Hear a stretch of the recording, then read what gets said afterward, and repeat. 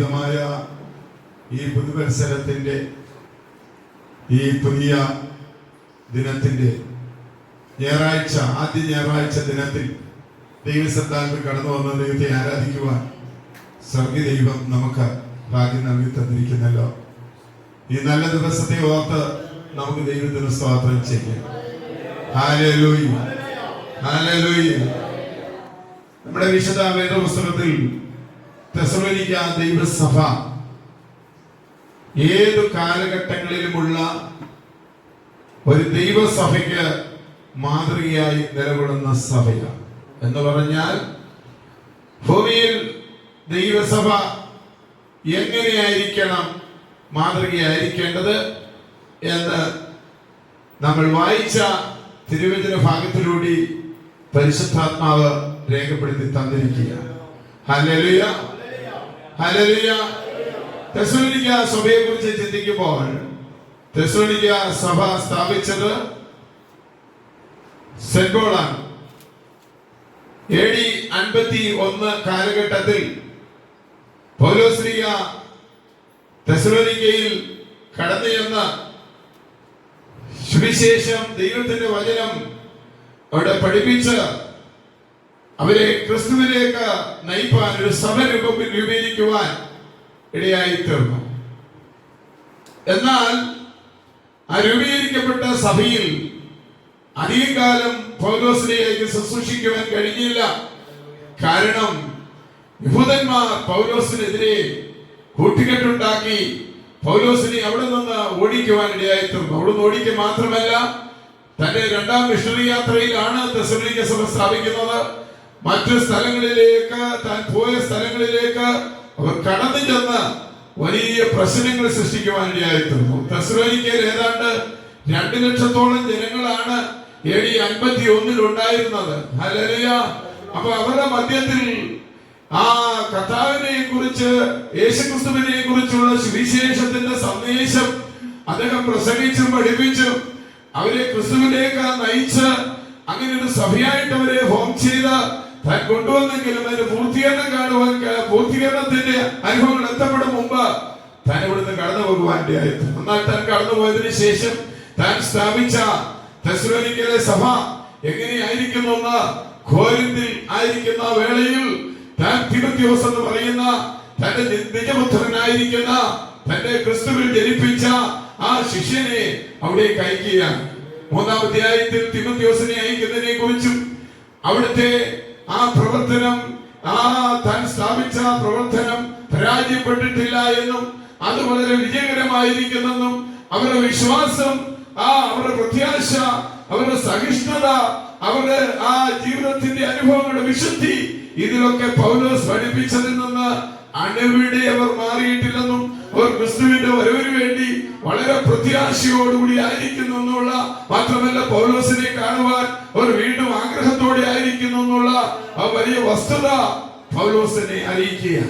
Hallelujah. പൗലോസ് അത് മനസ്സിലാക്കി.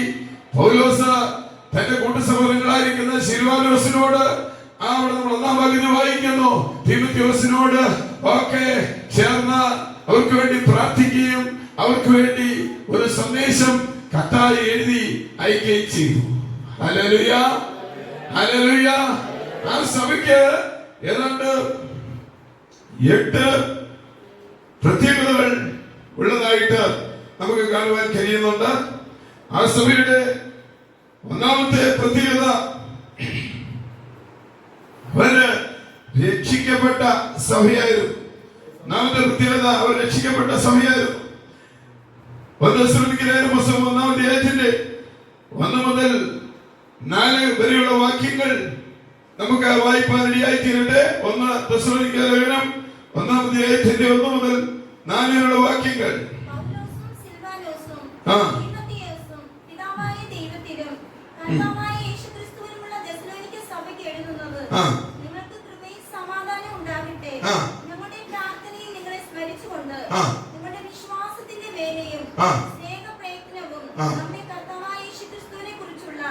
പ്രത്യാശയുടെ സ്ഥിരതയും ഇടപെടാതെ നമ്മുടെ ദൈവവും പിതാവുമായവന്റെ സന്നിധിയിൽ ഓർത്ത് ഞങ്ങൾ നിങ്ങൾക്ക് എല്ലാവർക്കും വേണ്ടി എപ്പോഴും ദൈവത്തിന് സ്തോത്രം ചെയ്യുന്നു. മതി. നമുക്ക് അതോടനുബന്ധത്തിൽ തന്നെ അപ്പോസ്തലരുടെ പുസ്തകം 17-ാം അധ്യായത്തിന്റെ 1 മുതൽ 4 വരെയുള്ള വാക്യങ്ങളോടെ ചേർത്ത് വായിക്കണം.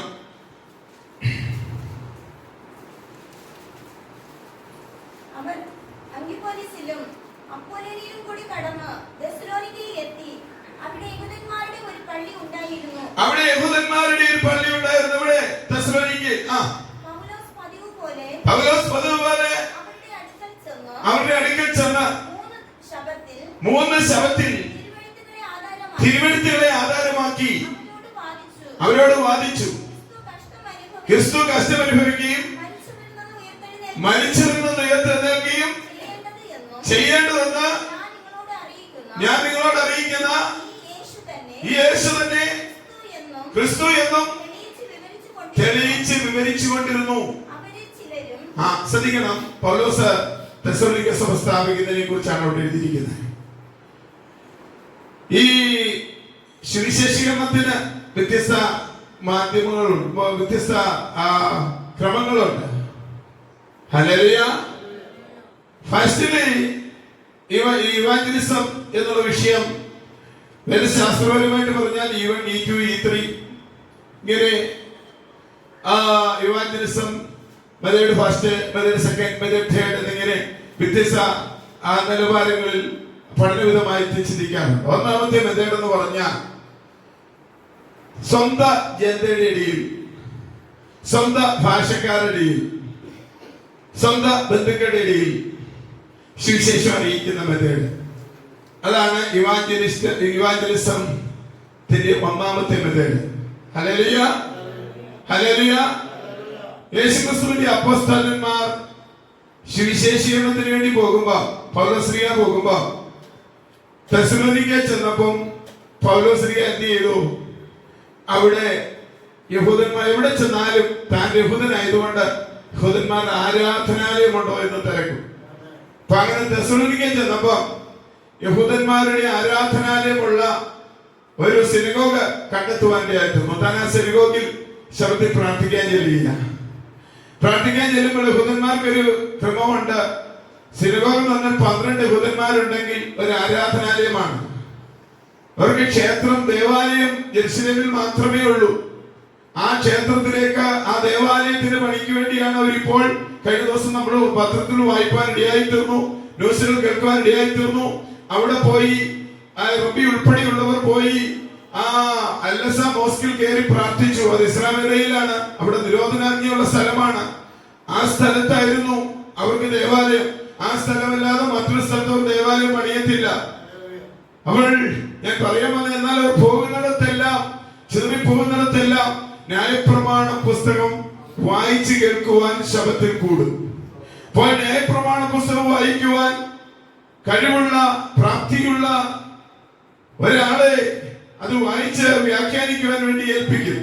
പൗലോസിന് റബിപ്പട്ടം കിട്ടിയ ആളായിരുന്നത് കൊണ്ട് പൗലോസ് മിഷണറി യാത്രയുമായി കടന്നു വരുമ്പോൾ ഇന്നത്തെ പോലുള്ള വാർത്താവിനിമയ സംവിധാനങ്ങളൊന്നും ഇല്ലാതിരുന്നത് കൊണ്ട് പഴയ റബിയാണ് എന്നുള്ള കരുതലിൽ പൗലോസിന് സിനഗോഗിൽ ചെല്ലുമ്പോൾ എന്ത് ചെയ്യും? ഈ ന്യായപ്രമാണ പുസ്തകം വായിക്കാനും വ്യാഖ്യാനിക്കാനുള്ള അവസരം ലഭിക്കും.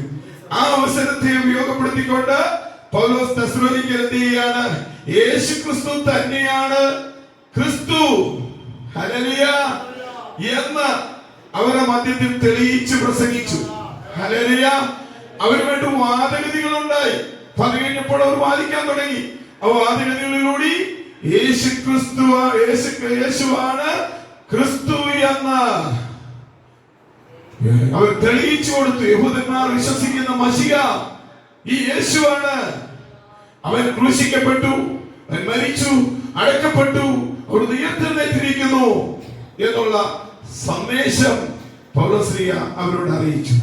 2-ാം അധ്യായം നമ്മൾ വായിക്കുമ്പോൾ തെസ്സലോനിക്ക ലേഖനത്തിൽ പൗലോസ്ലീഹ പറയുകയാണ്, തന്റെ ശുശ്രൂഷ മെത്തേഡ് എങ്ങനെയായിരുന്നു താൻ തെസ്സലോനിക്കയിൽ നിവർത്തിച്ചത് എന്ന് 2-ാം അധ്യായത്തിൽ പൗലോസ്ലീഹ ഓർപ്പിക്കുന്നുണ്ട്. ഹല്ലേലൂയ. തന്റെ പ്രവർത്തന രീതി എങ്ങനെയായിരുന്നു, ഞാൻ നിങ്ങളുടെ ഇടയിൽ എങ്ങനെയാണ് ശുശ്രൂഷ നിവർത്തിച്ചത് എന്ന് തെസ്സലോനിക്ക വിശ്വാസികളെ ഓർപ്പിക്കുന്ന ഭാഗം 2-ാം അധ്യായത്തിൽ കാണുന്നുണ്ട്. അപ്പോൾ പൗലോസ് വളരെ ബഹുനിശ്ചയത്തോടെ, ഹല്ലേലൂയ, വളരെ കഷ്ടങ്ങൾ സഹിച്ചുകൊണ്ട് സ്വന്തം അധ്വാനം കൊണ്ട് നന്മകൾ ഉണ്ടാക്കി അവർക്ക് വേണ്ടി പ്രാണനെ ഏൽപ്പിച്ചു കൊടുക്കുവാനുള്ള ആ ത്യാഗോചന മനോഭാവത്തോടുകൂടി ആ പീഡനങ്ങളുടെയും കഷ്ടങ്ങളുടെയും എതിർപ്പുകളെയും വകവയ്ക്കാതെ അവരോടുകൂടിയായിരുന്നു പ്രവർത്തിച്ചു എന്നാണ് പറയുന്നത്. ഹല്ലേലൂയ. നമുക്കറിയാം, പൗലോസ് ഫിലിപ്പിയിൽ പോയപ്പോൾ അവിടെ ഒരു പുഴിവക്കത്ത് രക്താമലപിക്കുന്ന ഒരു സ്ത്രീയാണ് പൗലോസിന്റെ സുവിശേഷം കേട്ട് ആദ്യ വിശ്വാസിയായത്. കാര്യം ഇവിടെ സിനഗോഗുകളില്ലായിരുന്നു. താൻ സിനഗോഗ് കൊണ്ടുപോയി നോക്കി, അടുത്ത ജനമുണ്ടോ, ഇവാഞ്ചലിസത്തിന്റെ ഒന്നാമത്തെ നിലവാരം ബന്ധുക്കളും തന്റെ സ്വജാതിക്കാരും സ്വന്തം ഭാഷ അറിയുന്നവരായിരിക്കുന്ന ആളുകളുണ്ടോ എന്ന് നോക്കിയില്ല. അപ്പോൾ എഫെസോസ് പട്ടണത്തിലെ തീത്ര പട്ടണക്കാരിയായിരിക്കുന്ന ഒരു സ്ത്രീ എന്ത് ചെയ്തിരിക്കുന്നു, അവിടെ ഉള്ളതായിട്ട് കാണുന്നു. അപ്പോൾ അവൾ സുവിശേഷം കേട്ടു, അവിടെ വീട്ടിൽ ചെന്നു. അവിടെ എന്ത് ചെയ്തു? സഭസ്ഥാപനം എന്ത് ചെയ്തു? നടത്തി. ഹല്ലേലൂയ. 16-ാം അധ്യായത്തിൽ അത് കാണുന്നുണ്ട്. അപ്പോൾ ആദ്യം യഹൂദിയ, യെരുശലേം, പിന്നെ ശമരിയ, പിന്നെ എൻഡ് ഓഫ് ദി വേൾഡ്. ഇതാണ് പുസ്തകത്തിൽ അധ്യായത്തിൽ കർത്താവ് പറഞ്ഞ മെതേഡ് സുവിശേഷണത്തിന്. നിങ്ങൾ ഭൂമിയുടെ അതിരുകളോളം, ആദ്യം നിങ്ങൾ ജനിച്ച യെരുശലേമിൽ, പിന്നെ നിങ്ങളുടെ തലസ്ഥാനമായ യഹൂദിയിൽ, പിന്നെ നിങ്ങൾ എന്ത് ചെയ്യണം? അടുത്തത് ശമരിയക്കാർ, നിഷിദ്ധമായ ജനമായി കരുതുന്നവരാ, അവരെ എടുക്കൽ. അത് കഴിഞ്ഞ് നീ എന്ത് ചെയ്യണം? ഭൂമിയുടെ അതിരുകളോളം പൊക്കോ. ഹല്ലേലൂയ. ആദ്യം സുവിശേഷണത്തിൽ നമ്മുടെ ബന്ധുക്കളോട്, മിത്രങ്ങളോട്, കുടുംബങ്ങളോട്, നമ്മുടെ ചാർച്ചക്കാരോട്, നമ്മുടെ അതേ കാറ്റഗറിയിലുള്ള സമൂഹത്തോട് യേശു ക്രിസ്തുവിനെ കുറിച്ച് പറഞ്ഞ് ക്രിസ്തുവിനെ അവർക്ക് വെളിപ്പെടുത്തി കൊടുക്കുവാനുള്ള വലിയ ഉത്തരവാദിത്വമാണ് ഓരോ ദൈവവേദനയും. അതിനുശേഷം നമ്മൾ എന്ത് ചെയ്യണം? അടുത്ത മേഖലയിലേക്ക് പോകണം. ജാതികളായ സമൂഹത്തിന്റെ ഇടയിൽ പോകണം, വ്യത്യസ്ത ഭാഷക്കാരുടെ ഇടയിലേക്ക് പോകണം, വ്യത്യസ്ത രാജ്യങ്ങളിലേക്ക് പോകണം. സഭയ്ക്ക് ഇങ്ങനെ വലിയ ദൗത്യങ്ങളുണ്ട്. സഭ ഒരിക്കലും ഒരു മേഖലയിൽ മാത്രം നിലകൊള്ളുകയല്ല. ഞാൻ ഇവാഞ്ചലിസത്തെ കുറിച്ച്, പൗലോസിന്റെ ശുശ്രൂഷ മെതേഡിനെ കുറിച്ച് ഒന്ന് ഓർപ്പിച്ചു നിർത്തി ഞാൻ എന്റെ കാര്യങ്ങളുടെ ആ വിഷയത്തിന്റെ നമ്മൾ വായിച്ച ആ ചിന്താധാരയിലേക്ക് നിങ്ങളുടെ ശ്രദ്ധയെ കൊണ്ടുവരുവാൻ ആഗ്രഹിക്കുക. Hallelujah, hallelujah. ഈ സഭയുടെ ഏറ്റവും വലിയ മുഖമുദ്ര എന്താണെന്ന് നമുക്ക് ഈ തെസ്സലോനിക്ക ലേഖനം വായിക്കുമ്പോൾ കാണുവാൻ കഴിയുന്നുണ്ട്. അതുപോലെ 17-ാം അധ്യായത്തിന്റെ 1 തൊട്ടുള്ള വാക്യങ്ങളോടൊന്ന് വായിച്ചാട്ടെ, ബാക്കി വായിച്ചാട്ടെ.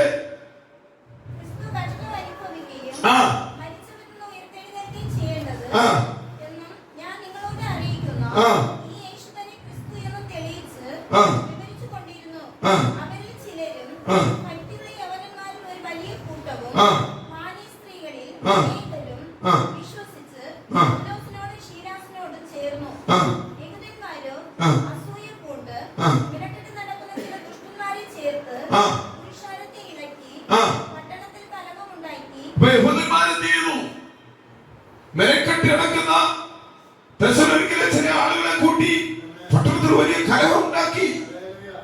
ഹല്ലേലൂയ. അടുത്തെന്താ? ഗാസോന്റെ വീട് വളഞ്ഞ്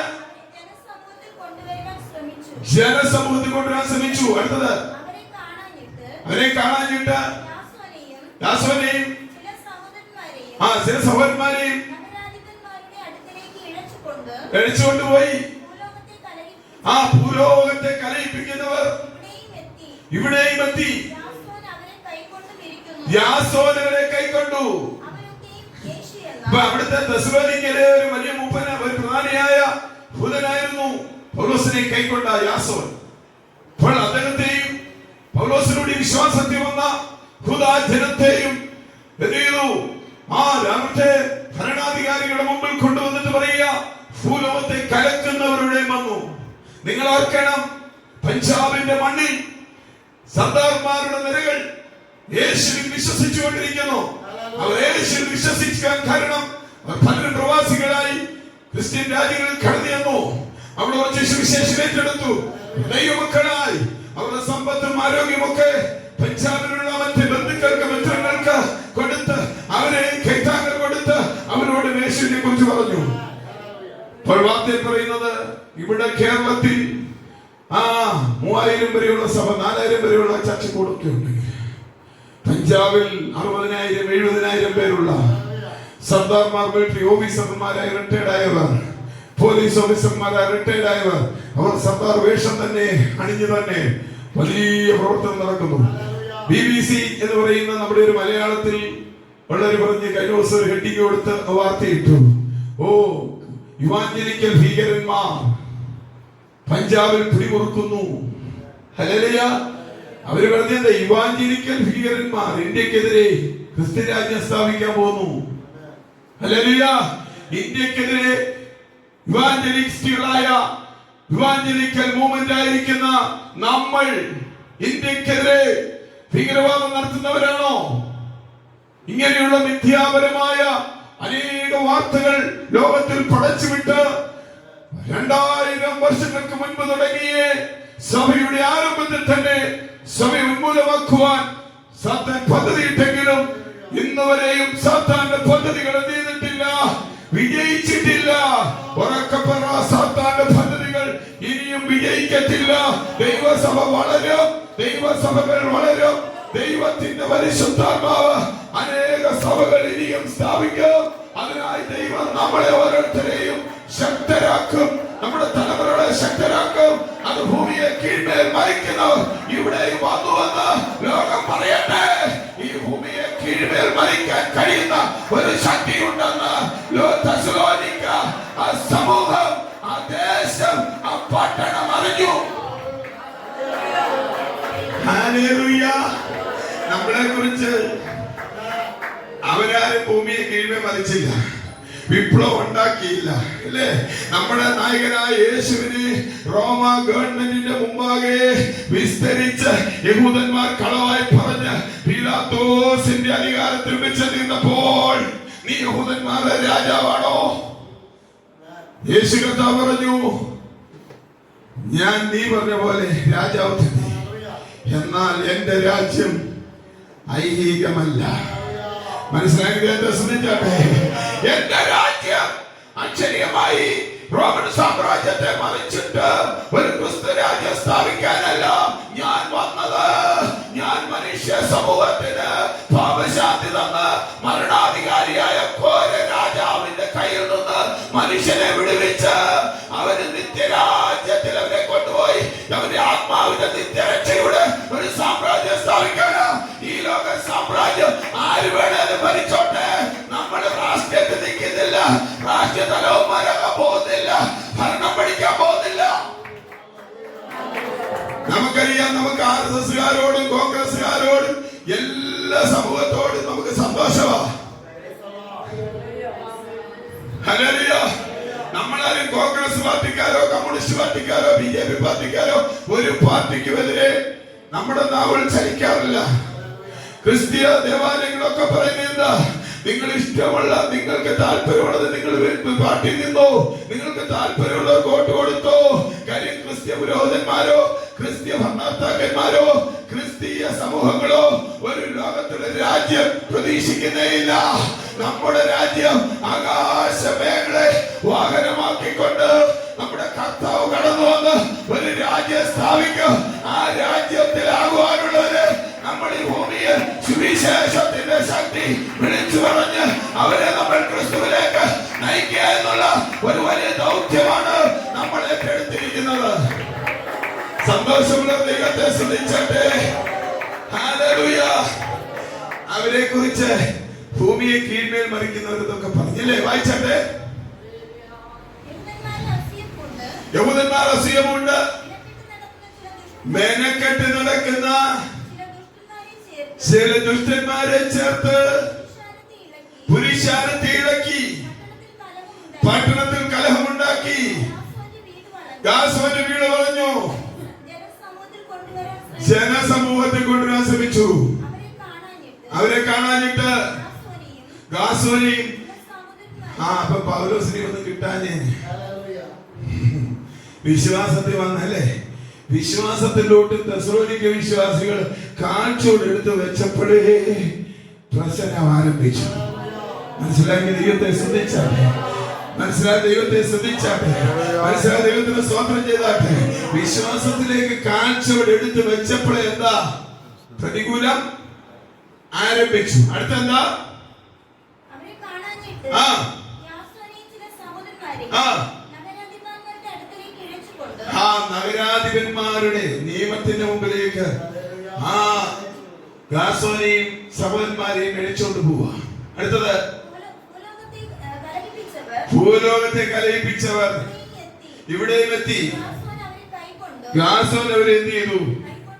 കൈക്കൊണ്ട് വിരിക്കുന്നു.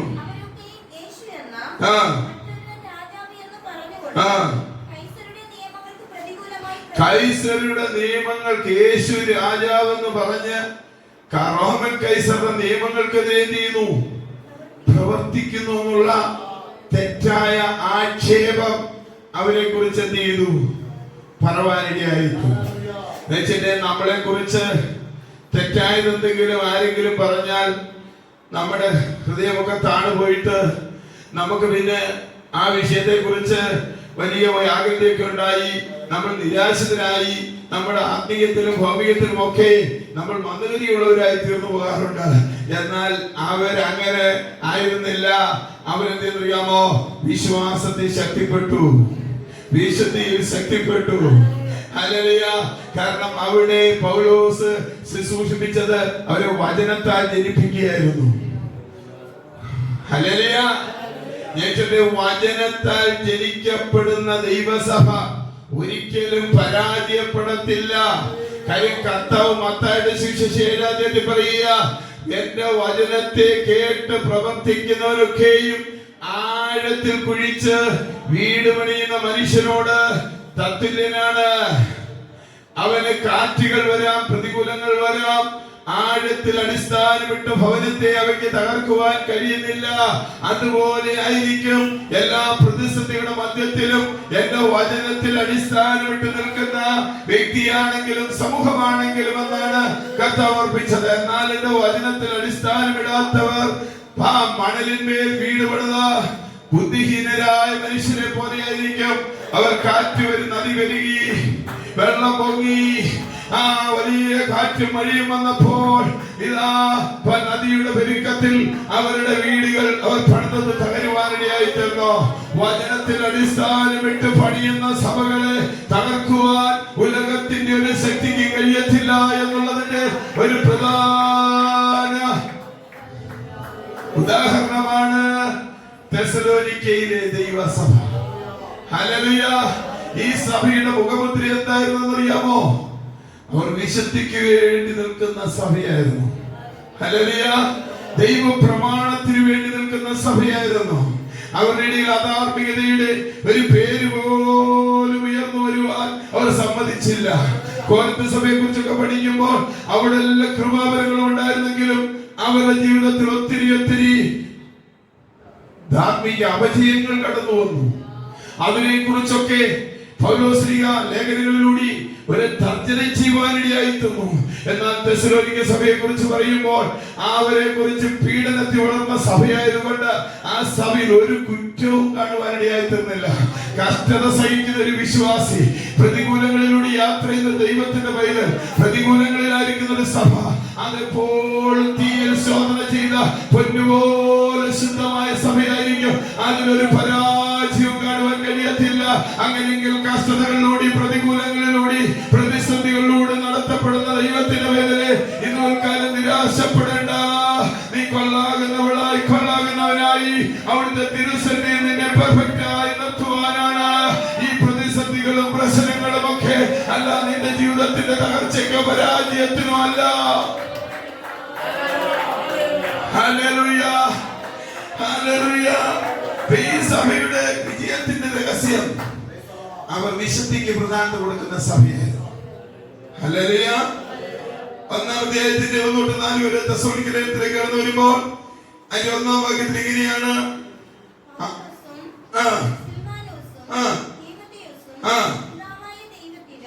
പിതാവായ ദൈവത്തിലും കർത്താവായ യേശുക്രിസ്തുവിലും ഉള്ള ദൈവസഭ.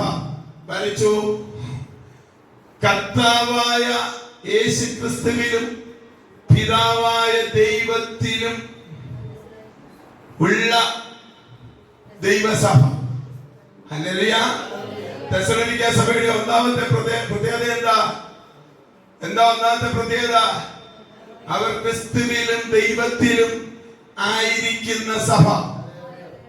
സന്തോഷമുണ്ട് ദൈവത്തെ സ്തുതിച്ചട്ടെ. സന്തോഷമുണ്ട് ദൈവത്തെ സ്തുതിച്ചട്ടെ.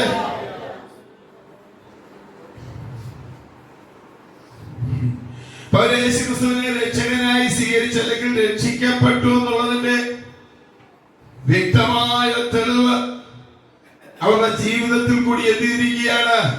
അവർ തെളിയിച്ചിരിക്കുകയാണ്. ഹല്ലേലൂയ.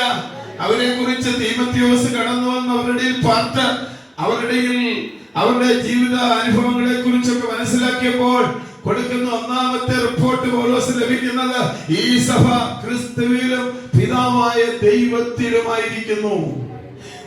നമ്മുടെ സഭകളെ കുറിച്ച് ഹല്ലേലൂയ ദൈവദാസന്മാർ പറയട്ടെ, ശുശ്രൂഷിക്കാൻ കടന്നു വരുന്നവർ പറയട്ടെ, നമ്മുടെ മധ്യത്തിലായിരിക്കുന്ന മറ്റിതര സമൂഹങ്ങൾ, ആത്മീയ സമൂഹങ്ങൾ പറയട്ടെ, ഈ സഭ ക്രിസ്തുവിലും പിതാവായ ദൈവത്തിലുമായിരിക്കുന്ന സഭയാണ്. ഹല്ലേലൂയ. നമ്മുടെ പരാജയങ്ങളെ കാണുകയല്ല, നമ്മുടെ പോരായ്മകളെ കാണുകയല്ല, നമ്മൾ കർത്താവിനെ രക്ഷകനായി സ്വീകരിച്ചിരിക്കുന്നെങ്കിൽ നമ്മുടെ ജീവിതം അതിന് തെളിവായി അവർക്ക് കാണിക്കത്തക്കവണ്ണമുള്ള ഒരു മാതൃകയുള്ള സഭയായി നമ്മളായി തീരുക. ഹല്ലേലൂയ. ഹല്ലേലൂയ.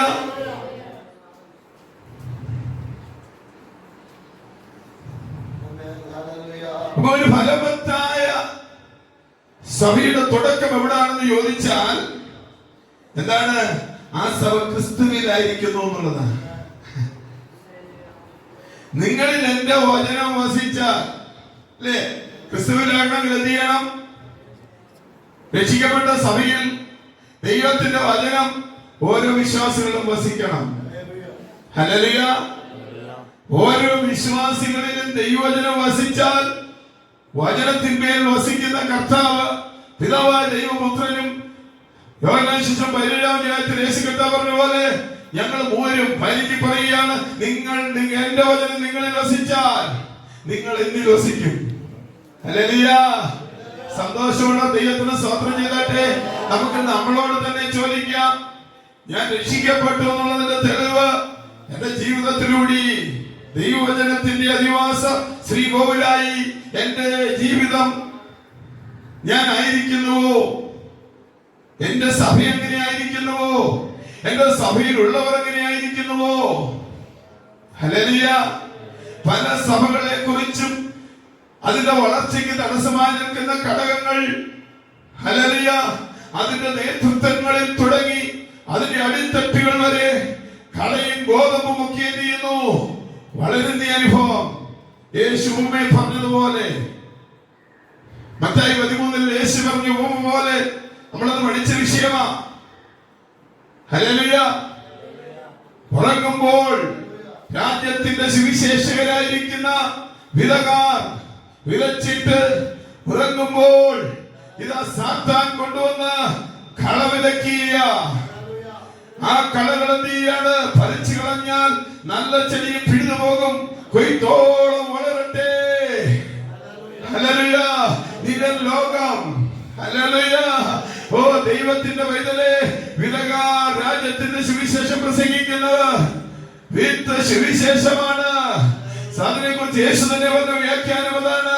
അങ്ങനെയെങ്കിൽ പല സഭകളിലും വിത്ത് വിതയ്ക്കുന്ന മണ്ഡലങ്ങളിൽ തന്നെ ഗോതമ്പ് നിൽക്കുന്നതിനെ തന്നെ കളകൾ വളരുക. തെസ്സലോനിക്ക സഭയിൽ കള വളരുന്നില്ല. പിന്നെന്തേ ഉള്ളൂ? ആ പൗലോസ് വിതച്ച സുവിശേഷത്തിന്റെ വിത്ത് വളരുക.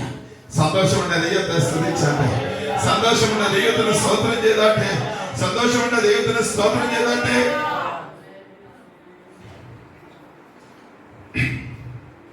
യെരുശലേം സഭയുടെ വളർച്ചയുടെ രഹസ്യത്തെ കുറിച്ച് അപ്പോസ്തലൻ 2-ാം അധ്യായം 42 തൊട്ട് 47 വരെ കാണും. വായിച്ച വിശദീകരിക്കുന്നില്ല, പോയിന്റ് പറഞ്ഞ് വിടുകയാണ്. അവർ യെരൂശലേം സഭ ആത്മോന്നതി പ്രാപിച്ച സഭയായിരുന്നു. അതുകൊണ്ട് വചനം കേട്ട് വചനം ഏറ്റെടുത്ത് പത്രോസിന്റെ പ്രസംഗം ഏറ്റെടുത്ത് 120 നിന്ന് 3000 പ്രവേശിച്ചു. പിന്നത്തേതിൽ 5000 പ്രവേശിച്ചു. ഹല്ലേലൂയ. ആത്മോന്നതിയിലേക്ക് എത്തുന്ന സഭയായി തീർന്നു. പത്രോസിൽ നിന്ന് 11 പേരോടുകൂടി പത്രോസ് പ്രസംഗിച്ചപ്പോൾ പ്രസംഗം ഏറ്റെടുത്തവർ ആത്മോന്നതിയിലേക്ക് മേൽക്കുമേൽ അഭിവൃദ്ധിയിലേക്ക് നയിക്കപ്പെട്ടതായിട്ട് കാണുവാൻ കഴിയുന്നുണ്ട്. 5-ാം അധ്യായത്തിൽ 28 ഇങ്ങനെയാ വായിക്കുന്നത്. നിങ്ങൾ 5:21 വായിച്ചേ. പത്രോസിനോട് യോഹന്നാനോട് പറയുക, നിങ്ങൾ ഈ നാമത്തിൽ എന്ത് ചെയ്ത് ഉപദേശിക്കരുത്. പറയാൻ കാരണം എന്താണെന്നറിയാമോ? യെരൂശലേമിനെ നിങ്ങളുടെ ഉപദേശം കൊണ്ട് നിറച്ചിരിക്കുന്നു. ഹല്ലേലൂയ. ഓ, സഭ 2-ാം അധ്യായത്തിൽ ആരംഭിച്ച് 5-ാം അധ്യായത്തിലേക്ക് വന്നപ്പോ ഒരു അത്ഭുത വിടുതലിൽ സുന്ദരമെന്ന ദേവാലയത്തിലിരുന്നവന് പത്രോസ് യോഹന്നാനും പോകുമ്പോൾ ഞങ്ങൾക്കുള്ള നിനക്ക് തരുന്നു. ഭിക്ഷയാ ചോദിച്ചത്. നസറേനായ യേശുവിന്റെ നാമത്തിൽ നടക്കാൻ പറഞ്ഞു. സൗഖ്യം കിട്ടിയ തുള്ളിച്ചാടി പള്ളിയിൽ ചെന്ന് ആരാധിച്ചു. ഹല്ലേലൂയ. അവർ ചിതറിപ്പോയ അവരെല്ലാവരും എന്ത് ചെയ്യുന്നറിയാമോ? സുവിശേഷം പറയാൻ തുടങ്ങി. സുവിശേഷം ഉണ്ടെങ്കിൽ നിറച്ചെന്ന്. എവിടെ? യെരൂശലേമിനെ. നമ്മൾ നമ്മുടെ സഭ മേൽക്കുമേൽ ആത്മോന്നതി പ്രാപിക്കാൻ കഴിയുമോ? ക്രിസ്തുവിൽ വസിക്കുന്ന സഭയാണോ? പിതാവായ ദൈവത്തിൽ വസിക്കുന്ന സഭയാണോ? ആദ്യം വചനം കൊണ്ട് നമ്മൾ നിറയപ്പെട്ടെങ്കിലല്ല, ആ വചനത്തിന്റെ വിശുദ്ധി നമ്മളിൽ ആഴമായി നിലകൊണ്ടെങ്കിലല്ല നമുക്ക് എന്ത് ചെയ്യാൻ കഴിയത്തുള്ളൂ? സുവിശേഷം കൊണ്ട് നാം ആയിരിക്കുന്ന പട്ടണത്തെ നിറയ്ക്കുവാൻ കഴിയുള്ളൂ. ഹല്ലേലൂയ.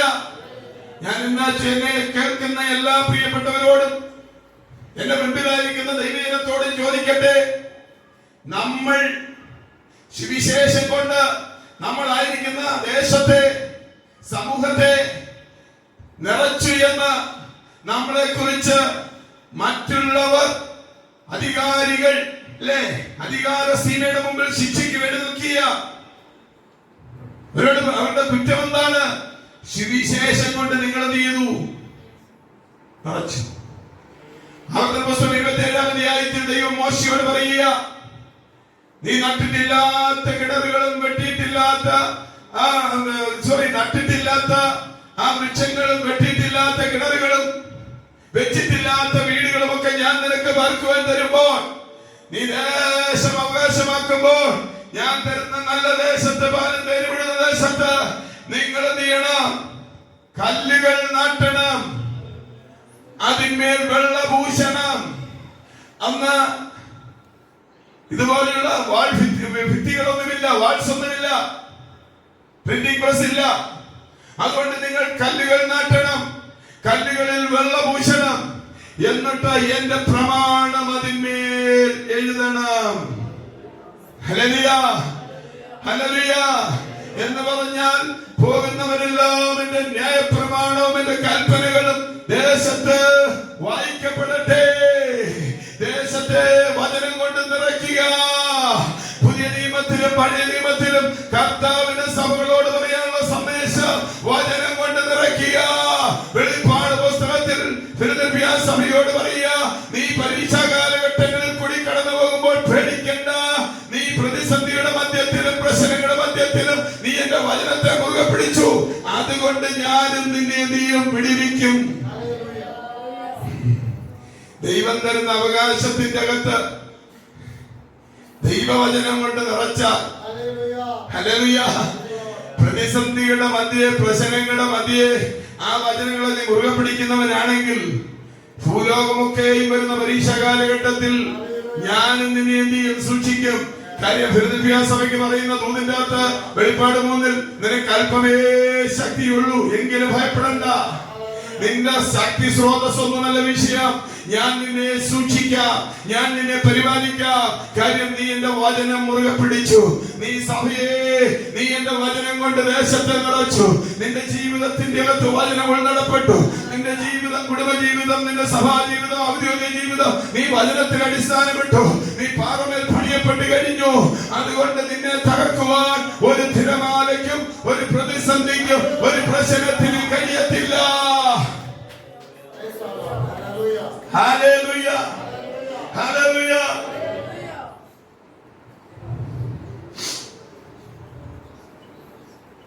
പരിശുദ്ധാത്മാവിനാൽ നിറയപ്പെട്ട് വചന നിറവിൽ പട്ടണങ്ങളിലൂടെ വീടുകളിലൂടെ സഞ്ചരിക്കുവാൻ കഴിയുന്ന വിശ്വാസ സമൂഹം ദേശത്ത് എഴുന്നേറ്റാൽ സഭ വളരുവാനിടയായിത്തീരും.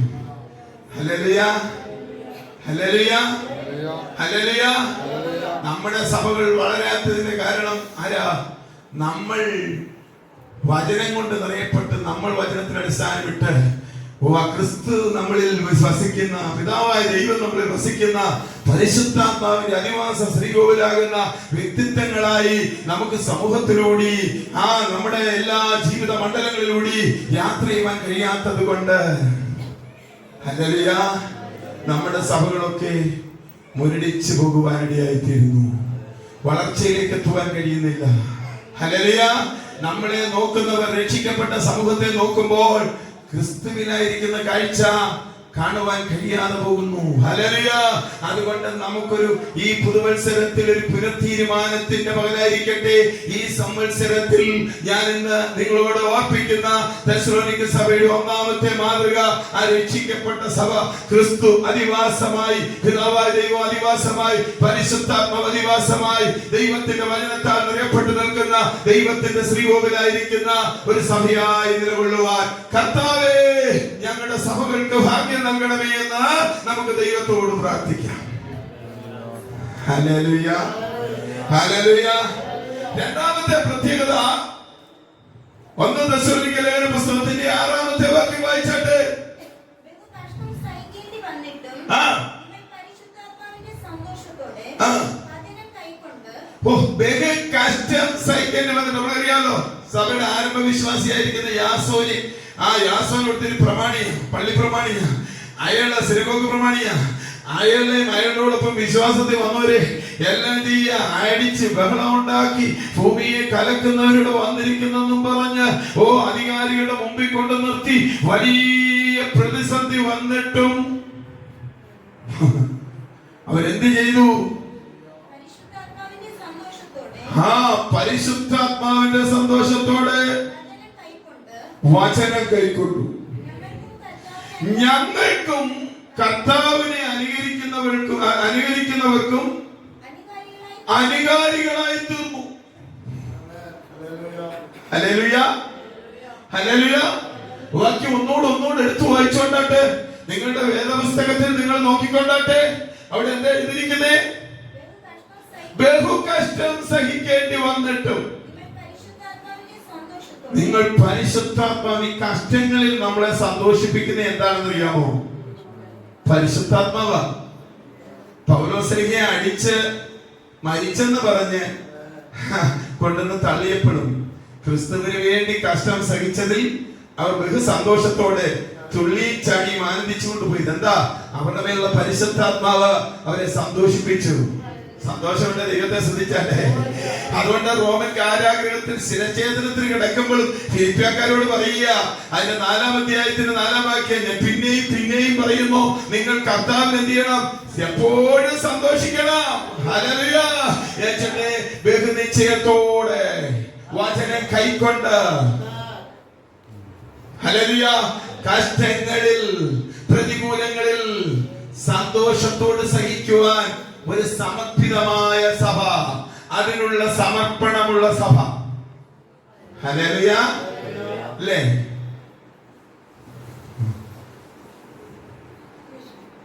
ഇവിടെ നമ്മൾ സുവിശേഷം പ്രസംഗിച്ചാൽ എന്താ സംഭവിക്കുന്നതെന്ന് അറിയത്തില്ല.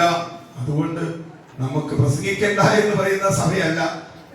Hallelujah, hallelujah, hallelujah. ഞങ്ങൾ കഷ്ടം സഹിക്കാൻ തയ്യാറാണ്. എന്തിനു വേണ്ടി? ഞങ്ങൾ ബഹുനിശ്ചയത്തോടെ കൈക്കൊണ്ടിരിക്കുന്ന വചനം, സുവിശേഷം, അത് പ്രസംഗിക്കപ്പെടാൻ, ഹല്ലേലൂയ, ആ വചനം കൊണ്ട് ലോകം നിറയ്ക്കപ്പെടാൻ ഞങ്ങൾ എന്തുമായി തീരാൻ സമർപ്പിതരാണ്. അങ്ങനെ സമർപ്പണമുള്ള ദൈവമക്കളെ ഓർത്ത് ഇതുപോൽക്കാലം ദൈവത്തിന് സ്തോത്രം ചെയ്യുകയാണ്. അങ്ങനെ സമർപ്പിതരായവരെല്ലാം ദൈവത്തെ ശ്രദ്ധിച്ചാട്ട് സമർപ്പണത്തിലേക്ക് കടന്നു വന്നിട്ടില്ലെങ്കിൽ ഞാൻ പറയുന്നതല്ല, തിരുവചനം പറയുക, നിങ്ങൾ നിങ്ങളെ തന്നെ ഈ 2025 ആരംഭത്തിൽ സമർപ്പിക്കുവാൻ തയ്യാറാകൂ. ഇറാനിൽ അനേകായിരങ്ങൾ, 30% ആൾക്കാർ ഈ സമർപ്പണത്തിലേക്ക് കടന്നു വന്നു. ഹല്ലേലൂയ. പാകിസ്ഥാനിൽ മതനിന്ദ ചുമത്തി വധശിക്ഷ, ഇറാനിൽ മതനിന്ദ ചുമത്തി വധശിക്ഷ. ഹല്ലേലൂയ. ബൈബിൾ പോലും കൊണ്ടെത്തിക്കുവാൻ കഴിയാത്ത ഇസ്ലാമിക രാഷ്ട്രങ്ങൾ ഇന്നും ഉണ്ടെന്നുള്ള വസ്തുത മറക്കരുത്. ഹല്ലേലൂയ. നൈജീരിയയിൽ ഓരോ ക്രിസ്മസ് ഡേയിലും മരണമാ. ക്രിസ്തീയ രാജ്യങ്ങളിൽ ക്രിസ്മസ് ആഘോഷങ്ങളിൽ അമേരിക്കയിലും ജർമ്മനിയിലും വണ്ടി ഇടിപ്പിച്ച് കയറ്റി കൊന്നു. ഹല്ലേലൂയ. ദോഷം ചെയ്തിട്ടല്ല, അഭയാർത്ഥിയായി വന്നവനെ യേശുവിന്റെ സ്നേഹത്താൽ ഉൾക്കൊണ്ട് അവന് അവന്റെ തലമുറയ്ക്ക് കഴിക്കാനും കുടിക്കാനും താമസിക്കാനും പൗരത്വം കൊടുത്ത്, ഓ നീ എന്റെ നാട്ടിൽ ജീവിച്ചോ എന്ന് പറഞ്ഞപ്പോൾ നാട്ടിൽ ജനിച്ചവരെ ഇംഗ്ലണ്ടിലെ ഒരു മന്ത്രിസഭയിൽ ഉന്നയിച്ചെന്നൊരു കാര്യം പറഞ്ഞു. വയറുള്ളായി. ലണ്ടനിലെ 25% ലണ്ടനിലെ പെൺകുട്ടികൾ വെള്ളക്കാർ 25 ലക്ഷം റേപ്പിനിരയായി തീർന്നു. അതിനെ കുറിച്ച് അത് മുഴുവനും ഒരു പ്രത്യേക മതവിഭാഗത്തിൽപ്പെട്ടവരാണ്, അഭയാർത്ഥികളായി വന്നവരാണ്. അതുകൊണ്ട് എന്തുകൊണ്ട് നടപടി എടുക്കുന്നില്ലെന്ന് ഈ ദിവസം ലണ്ടൻ ഭരണസിരാ കേന്ദ്രത്തിൽ ചോദിച്ചത് നിങ്ങളുടെ ഇരിക്കുന്ന യൂട്യൂബിലോട്ട് ഞാൻ പറഞ്ഞുണ്ടാക്കിയതല്ല. Hallelujah, hallelujah, hallelujah. ക്രിസ്ത്യാനിറ്റി പീഡിപ്പിക്കപ്പെടുമ്പോൾ, നിന്ദിക്കപ്പെടുമ്പോൾ, പരിഹസിക്കപ്പെടുമ്പോൾ, അപമാനിക്കപ്പെടുമ്പോൾ നമ്മൾ യേശുക്രിസ്തുവിന്റെ സ്നേഹത്താൽ നിർഭരരായി എന്ത് കഷ്ടങ്ങൾ വന്നാലും രോമം കത്തിരിക്കുന്നവരുടെ മുമ്പിൽ മിണ്ടാതിരുന്ന കുഞ്ഞാടിനെ പോലെ നമ്മളെ ഭീകരന്മാരെന്ന് വിളിച്ചാലും, ഭൂമിയെ കലക്കുന്നവരെന്ന് വിളിച്ചാലും, നമ്മളെ അടിച്ചാലും, നമ്മളെ തൊഴിച്ചാലും നമുക്കൊരു പ്രതികരണവുമില്ല. എന്താണെന്നറിയാമോ? നമ്മുടെ രാജ്യം ഐഹികമല്ല. നമ്മുടെ കർത്താവ് പറഞ്ഞു, നിങ്ങളുടെ പൗരത്വം സ്വർഗത്തിലാണ്. അവിടെ നിന്ന് ഞാൻ കടന്നു വരും. നിങ്ങളുടെ താഴ്ചയുള്ള ശരീരത്തെ മഹത്വമുള്ള ശരീരത്തോടെ നീയും അനുരൂപമായി രൂപാന്തരപ്പെടുത്തും. സന്തോഷമുള്ള ദൈവത്തിന് സ്തോത്രം ചെയ്താട്ടെ.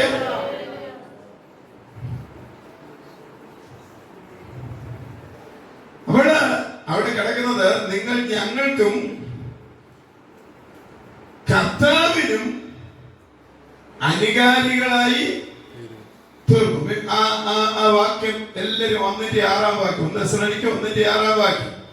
അനുകാരികൾ എന്നുള്ളതിന് ഗ്രീക്കിൽ കിടക്കുന്ന വാക്ക് മിമേറ്റ്സ് എന്നാണ്. മിമേറ്റ്സ്. ആ മിമേറ്റ്സ് എന്ന ഗ്രീക്ക് പദത്തിൽ നിന്നാണ് ഇംഗ്ലീഷിലെ മിമിക് എന്നുള്ള പദം ഉടലെടുത്തത്.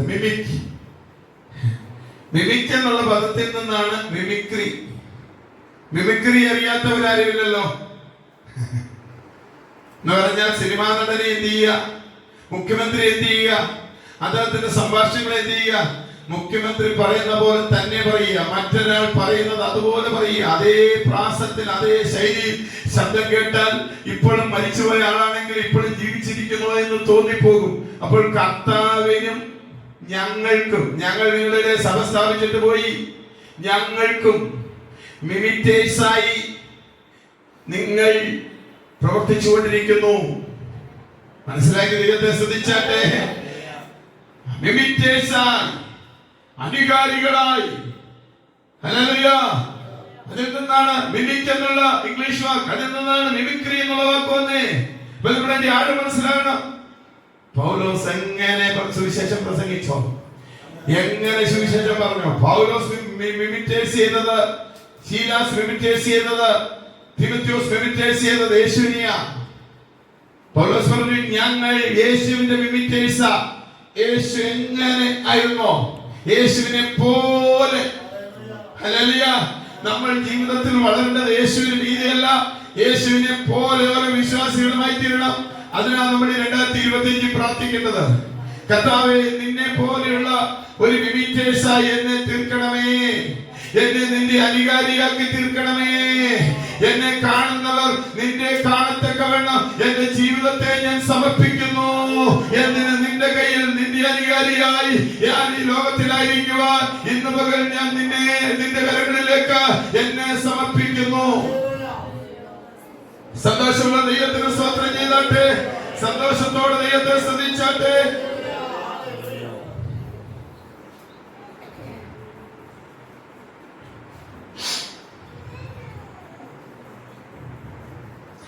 അപ്പം സഭ ക്രിസ്തുവിന്റെ മിമിറ്റേഴ്സ് ആകാൻ ഓരോ വിശ്വാസികളും അങ്ങനെ തങ്ങളെ രൂപപ്പെടുത്തിയെടുത്തു. അങ്ങനെയുള്ള സഭ, ദൈവത്തിന്റെ സഭ, എല്ലാവരും ഓരോരുത്തരും ദൈവത്തിന് മിമിറ്റേഴ്സ് ആയാലും എല്ലാം കൂടെ ചേർന്ന് കഴിഞ്ഞാൽ വലിയൊരു യുണൈറ്റി, ഒരു ഐക്യത. ഹല്ലേലൂയ അല്ലേ? ഒരു യുണൈറ്റി, ഒരു ഐക്യത, ഒരു ഐക്യതയുള്ള കമ്മ്യൂണിറ്റിയായി, ഒരു സമർപ്പിത കമ്മ്യൂണിറ്റിയായി, ഒരു ദൗത്യ നിർവഹണത്തിൽ ഒന്നായി തീരുന്ന കമ്മ്യൂണിറ്റിയായി, വ്യത്യസ്ത അഭിപ്രായമില്ലാത്ത കമ്മ്യൂണിറ്റിയായി തീരുവാനിടയായി തീരും. ഹല്ലേലൂയ. മുഖ്യമന്ത്രിയെ നമ്മളെല്ലാം ഇമിറ്റേറ്റ് ചെയ്യുകയാണെങ്കിൽ മുഖ്യമന്ത്രി പറഞ്ഞ ഓരോ കാര്യങ്ങളും അതുപോലെ ഞാൻ ഇരിക്കാൻ തുടങ്ങിക്കഴിഞ്ഞാലോ നമ്മൾ മുഖ്യമന്ത്രിയെ പോലെ ആയിത്തീരും. എല്ലാവരും ഇങ്ങനെയാകുകയാണെങ്കിൽ പിന്നെ വേറെ പാർട്ടിക്കാർ കാണത്തില്ല, മുഖ്യമന്ത്രിയുടെ ഒരു പാർട്ടി കാണത്തുള്ളൂ. നമ്മുടെ പ്രധാനമന്ത്രി പറയുന്ന പോലെ എല്ലാം നമ്മൾ ഇമിറ്റേറ്റ് ചെയ്യാൻ പോയി കഴിഞ്ഞാൽ പിന്നെ പ്രധാനമന്ത്രി മാത്രമേ കാണത്തുള്ളൂ, അവിടെ ഒരു വിമർശകരും കാണത്തില്ല, ഒരു പ്രതിപക്ഷം കാണത്തില്ല. ഹല്ലേലൂയ. യേശുവിനെ നമ്മൾ ഇമിറ്റേറ്റ് ചെയ്യാൻ പോയാ ഹല്ലേലൂയ സഭയ്ക്കുള്ളിൽ പ്രതിപക്ഷവും അനുകൂലപക്ഷവും ഒരു പക്ഷവും കാണത്തില്ല, അവിടെ എല്ലാം സമർപ്പിതരാണ്. സന്തോഷം ശ്രദ്ധിച്ചാലേ യേശുവിനെ പോലെയാകുക. ഹല്ലേലൂയ. യേശുവിനെ പോലെയാകുവാൻ, യേശുവെ പോലെ ജീവിപ്പാൻ, കേൾക്കുവാൻ, ശൈശവപ്രായ വീഴ്ചകൾ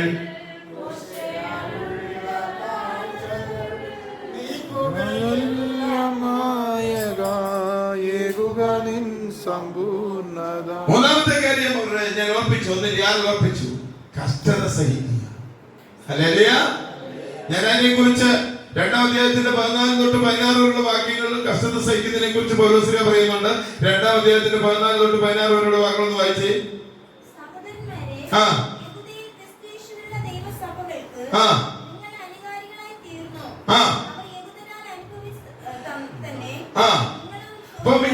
സഹോദരന്മാരെ, ലേഖനം എഴുതുമ്പോൾ 2-ാം അധ്യായത്തിൽ പറയുക, സഹോദരന്മാരെ, നിങ്ങളും യഹൂദാസഭ യെരൂശലേമിൽ സ്ഥാപിക്കപ്പെട്ടപ്പോൾ അവർക്ക് ആദിമസഭയായ യെരൂശലേം സഭയിൽ അനുഭവപ്പെട്ട അതേ കഷ്ടങ്ങൾ നിങ്ങളും അനുഭവിച്ചു. നിങ്ങൾ അനുഭവിക്കുക മാത്രമല്ല, നിങ്ങൾ എന്ത് ചെയ്തു?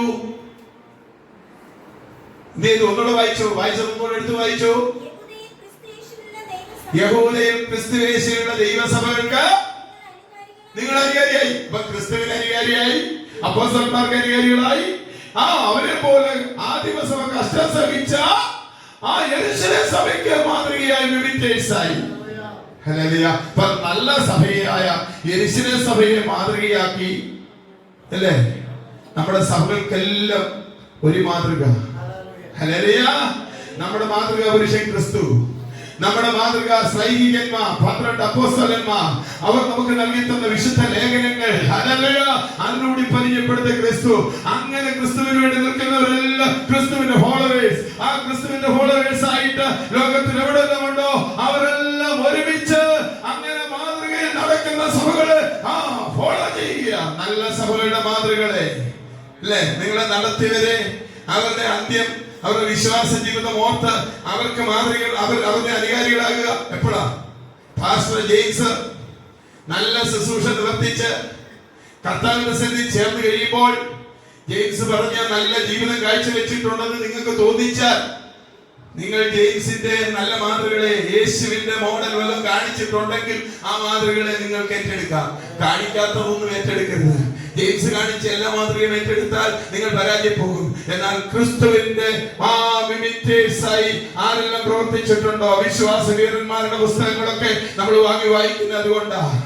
റിനാർഡ് ബോംഗെ, ടി.എൽ. മോഡി, അല്ലേ, അങ്ങനെ അനേക വിശുദ്ധന്മാരുടെ, അല്ലേ, പോളികാർപ്പ്, മാർട്ടിൻ ലൂതർ, ഇങ്ങനെ അനേക വിശുദ്ധന്മാരെ കുറിച്ച്, ജോൺ വെസ്ലി, കാൽവിൻ, ഇങ്ങനെ ഒത്തിരി വിശുദ്ധന്മാരെ കുറിച്ച് നമ്മൾ വായിക്കാറുണ്ട്.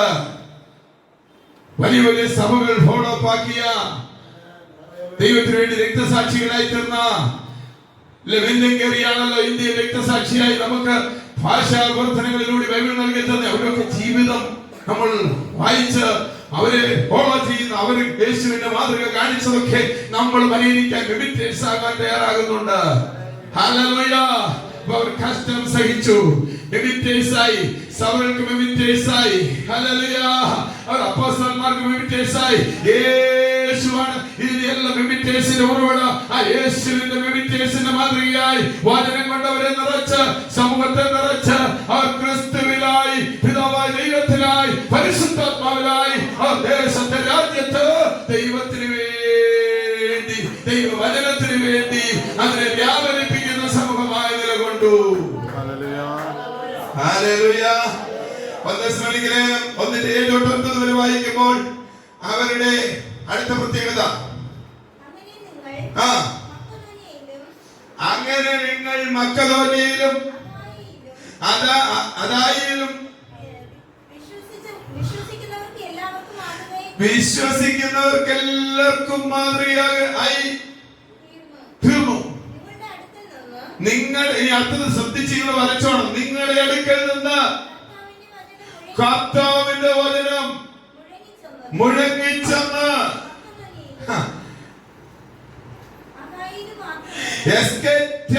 എന്ന ഗ്രീക്കിൽ പറയുന്നത്, നിങ്ങളുടെ അടുക്കൽ നിന്ന് വിശ്വസിക്കുന്നവരുടെ ഇടയിലേക്ക്, മറ്റ് സഭകളിലേക്ക് ദൈവത്തിന്റെ വചനം നിങ്ങളിൽ നിന്ന് മുഴങ്ങിച്ചെന്നു. ഹല്ലേലൂയ. നമ്മുടെ ഇടയിൽ നിന്ന് ദൈവത്തിന്റെ വചനം എന്ത് ചെയ്യണം? മറ്റുള്ള സ്ഥലങ്ങളിലേക്ക് എന്ത് ചെയ്യണം? മുഴങ്ങിച്ചെല്ലണം. ഹല്ലേലൂയ. വിശ്വാസത്തിലേക്ക് വന്നുകൊണ്ടിരിക്കുന്ന സഭകളിലേക്ക് നമ്മുടെ ജീവിതത്തിന്റെ മാതൃകകളും നമ്മളിലുള്ള ദൈവത്തിന്റെ വചനവും മുഴങ്ങിച്ചെല്ലണം. സന്തോഷമുണ്ട്. ദൈവത്തെ സ്തുതിച്ചട്ടെ. ഹല്ലേലൂയ. എക്കോ എന്ന ഇംഗ്ലീഷ് വായിക്കുമ്പോൾ എക്കോ, ഇംഗ്ലീഷ് വായിക്കുമ്പോൾ, ഗ്രീക്ക് വായിക്കുമ്പോൾ എക്സെറ്റായി. എക്കോ എന്ന് പറഞ്ഞാൽ എന്താ? പ്രതിബിംബിക്കുക. ഒരു പ്രാവശ്യം സംസാരിക്കുന്നത് അടുത്ത പർവ്വതത്തിൽ ചെന്നിടിച്ചിട്ട് വീണ്ടും പ്രതിധ്വനിക്കുക. സുവിശേഷം പ്രതിധ്വനിക്കണം. നിങ്ങളിൽ നിന്ന് മുഴങ്ങുന്ന ദൈവവചനം, അല്ലേ, അത് മറ്റുള്ളവരിലേക്ക്, മറ്റു സഭകളിലേക്ക് ചെന്നിട്ട് തട്ടിയിട്ട് വീണ്ടും ഒന്ന് പ്രതികരിക്കണം. ഹൈറേഞ്ച് പോലുള്ള മേഖലകളിൽ വലിയ വലിയ പർവ്വതങ്ങളാണ്. ഒരു പർവ്വതത്തിൽ നിന്നുകൊണ്ട് തോമസൂട്ടിയെ എന്ന് വിളിച്ചാൽ ആ വിളി കഴിയുമ്പോൾ അടുത്ത പർവ്വതത്തിൽ നിന്ന് വീണ്ടും കേൾക്കാം, അങ്ങേ മലയിൽ നിന്നും ഒരാൾ തോമസൂട്ടിയെ എന്ന് ഈ വിളിച്ചാൽ അതേ ശബ്ദത്തിലും അതേ ശൈലിയിലും തോമസൂട്ടി എന്നൊരു വിളി കേൾക്കാം. എന്താ ഈ തോമസൂട്ടി എന്ന് വിളിച്ച വിളി? ആ പർവ്വതത്തിൽ തട്ടിയിട്ട് എക്കോ ചെയ്തു. മനസ്സിലായോ? നമ്മുടെ സഭയിൽ നിന്ന് പ്രസംഗിക്കപ്പെടുന്ന ദൈവത്തിന്റെ വചനം അത് മറ്റ് സഭകളിൽ, മറ്റ് സമൂഹങ്ങളിൽ അത് മുഴങ്ങി ചെന്നിട്ട് അത് എക്കോ ചെയ്യണം. മനസ്സിലാക്കി ദൈവത്തെ സ്തുതിച്ചാട്ടെ. അതാണ് ആത്മാക്കളെ നേടുന്ന സഭ. അതാണ് നാലാമത്തെ പ്രത്യേകത. ആത്മാക്കളെ നേടുന്നത് എങ്ങനെയാ? എക്കോ ആകുമ്പോഴാ. ഹല്ലേലൂയ. നമ്മുടെ നിന്ന് വചനം മുഴങ്ങി ചെല്ലണം. ആത്മാക്കളെ നേടുന്ന സഭയായി തീരണം. അടുത്തെന്താ? 10ാം വാക്യം.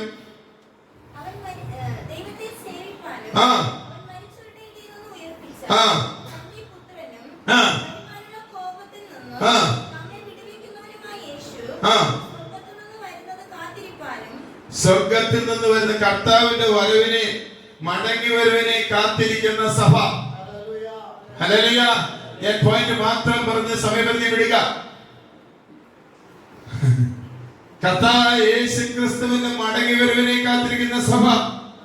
കർത്താവായ യേശു ക്രിസ്തു മടങ്ങി വരുമെന്ന് വിശ്വസിക്കുക പോലും ചെയ്യാത്ത സമൂഹമായി നമ്മുടെ സഭകൾ തീരരുത്. അങ്ങനെ ആരും സഭയിൽ ഉണ്ടാകരുത്. പൗലോസ്ലീഹ കർത്താവിന്റെ വരവിനെ കുറിച്ച് എഴുതിയ ലേഖനമായത് തെസ്സലോനിക്ക വിശ്വാസികളിൽ ചിലർ കർത്താവിന്റെ വരവ് പ്രതീക്ഷിച്ചിരുന്ന് മരിച്ചുപോയി. അവർക്ക് എന്തായിരിക്കും അവരുടെ അവസ്ഥയെന്നുള്ളതിനെ കുറിച്ച് അറിയാനുള്ള ഉത്കണ്ഠ ഉണ്ടായിരുന്നു. അതുകൊണ്ടാണ് പൗലോസ്ലീഹ ഓർപ്പിക്കുന്നത്, നിങ്ങൾ ശേഷം മനുഷ്യരെ പോലെ ദുഃഖിച്ചിരിക്കേണ്ട, ഈ വചനങ്ങൾ കൊണ്ട് അങ്ങനെ ആശ്വസിപ്പിച്ചു. കർത്താവ് ഗംഭീരനാഥത്തോട് പ്രധാനമന്ത്രിയുടെ ശബ്ദത്തോടും കൂടെ മധ്യാകാശത്തിൽ ഇറങ്ങി വരും. മരിച്ചവർ ഉയർക്കും, ജീവനോടിരിക്കുന്ന നാം രൂപാന്തരം പ്രാപിക്കും. ഒരു പുനരുത്ഥാനത്തിന്റെ പ്രത്യാശ, കർത്താവിന്റെ മടങ്ങിവരവിനെ കുറിച്ചുള്ള വിശ്വാസം. ഞാൻ ആ വിഷയം ഡീപ്പ് ചെയ്യുന്നില്ല. അടുത്തത് 1-5-6 വാക്യങ്ങളിൽ കാണുന്ന കാര്യം ഞാൻ ഈ പ്രസംഗങ്ങളുടെ ഓർപ്പിച്ച വചനത്തിൽ ഉറച്ചു നിൽക്കുന്ന സഭ, സമർപ്പണമുള്ള സഭ, വിശുദ്ധിയിൽ വളരുന്ന സഭ. അടുത്തത് അതിന്റെ 4-ാം അധ്യായത്തിൽ 9-10 വരെ വായിക്കുമ്പോൾ സഹോദര പ്രീതിയുള്ള സഭ. എല്ലാ കണ്ണുകളും അടയപ്പെടട്ടെ, ദൈവത്തോട് പ്രാർത്ഥിച്ചാട്ടെ. കർത്താവേ, സഹോദര പ്രീതിയുള്ള സഭ, ഹല്ലേലൂയ. കഷ്ടങ്ങളിൽ സമർപ്പണമുള്ള സഭ, വചനത്തിൽ നിൽക്കുന്ന സഭ, കർത്താവേ, കഷ്ടങ്ങൾ പ്രതികൂലങ്ങൾ സഹിക്കുവാൻ സമർപ്പിക്കുന്ന, സുവിശേഷം എക്കോ ചെയ്യുന്ന, മുഴങ്ങിച്ചെല്ലുന്ന സഭ, വിശുദ്ധിയുടെ നിറവുള്ള സഭ. ഹല്ലേലൂയ.